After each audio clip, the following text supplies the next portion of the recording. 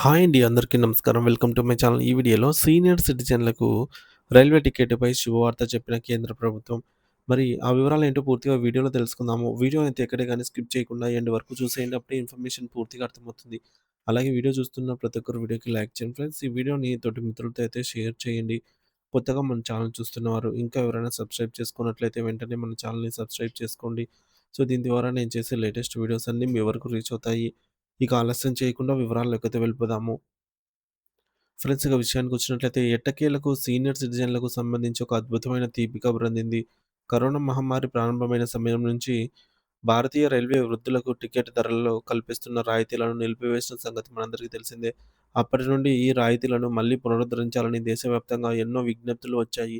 సుదీర్ఘ నిరీక్షణ తర్వాత కేంద్ర ప్రభుత్వం వృద్ధుల కష్టాలను గుర్తించి 2025 డిసెంబర్ 17 నుంచి అంటే కొన్ని చోట్ల ఈ యొక్క రాయితీలను తిరిగి ప్రారంభిస్తున్నట్టు ప్రకటించింది. ఈ నిర్ణయం వల్ల దేశవ్యాప్తంగా ఉన్న లక్షలాది మంది వృద్ధులకు ఈ భారీ ఊరట అయితే లభించనుంది. ముఖ్యంగా పెన్షన్ మీద ఆధారపడి జీవించే వారికైతే మధ్య తరగతి కుటుంబాలకు ఇది పెద్ద ఆర్థిక వెసులుబాటు. వృద్ధులు తమ పిల్లలను చూడటానికి వెళ్ళాలన్నా, పుణ్యక్షేత్రాలను దర్శించాలన్నా గూడా లేదంటే అత్యవసర సమయాల్లో వైద్య చికిత్సల కోసం నగరాలకు ప్రయాణించాలన్నా సరే ఇప్పుడు టికెట్ ఖర్చులు గణనీయంగా అయితే తగ్గుతాయి. రైల్వే నిబంధనల ప్రకారంగా 60 ఏళ్ళు లేదా అంతకంటే ఎక్కువ వయసున్న పురుషులు, 58 ఏళ్ళు లేదా అంతకంటే ఎక్కువ వయసున్న మహిళలకు ఈ రాయితీ పొందడానికి అర్హులు. అంతేకాకుండా ఆహ్, ట్రాన్స్‌జెండర్ వ్యక్తులకు కూడా 50% వరకు టికెట్‌లో రాయితీ కల్పించడం విశేషం. అయితే ఈ రాయితీ పొందే విషయంలో కొన్ని ముఖ్యమైన నిబంధనలు మరియు మార్పులను ప్రతి ఒక్కరూ గమనించాలి. ఈ డిస్కౌంట్ కేవలం స్లీపర్ క్లాస్ మరియు ఏసీ 3 టైర్ ప్రయాణికులకు వీరికి మాత్రమే వర్తిస్తుంది. ఏసీ 2 టైర్ అలాగే ఫస్ట్ క్లాస్ ఏసీ వంటి విలాసవంతమైన కోచ్‌లకు ఈ రాయితీ అనేది వర్తించదు. అదేవిధంగా అత్యంత వేగంగా ప్రయాణించే రాజధాని ఎక్స్‌ప్రెస్, వందే భారత్, తేజస్ మరియు ఇతర ప్రీమియం రైళ్లలో కూడా ఈ సదుపాయం ఉండదు. సాధారణ ఎక్స్‌ప్రెస్ మరియు ప్యాసింజర్ రైళ్లలో నడిచే రైళ్లలో వారికి మాత్రమే ఈ ప్రయోజనం ఉంటుంది.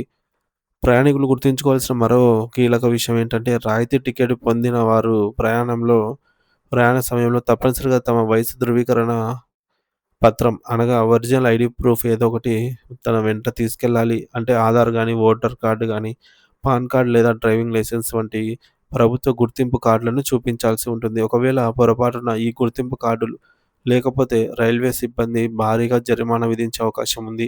కాబట్టి టికెట్ బుక్ చేసుకునేటప్పుడు మరియు ప్రయాణించేటప్పుడు ఈ విషయాన్ని మర్చిపోకూడదు. కేవలం టికెట్ ధరల తగ్గింపు మాత్రమే కాకుండా రైల్వే స్టేషన్లలో వృద్ధులకు ప్రత్యేక సౌకర్యాలు కల్పించేలాగా ప్రభుత్వం చర్యలు తీసుకుంటోంది.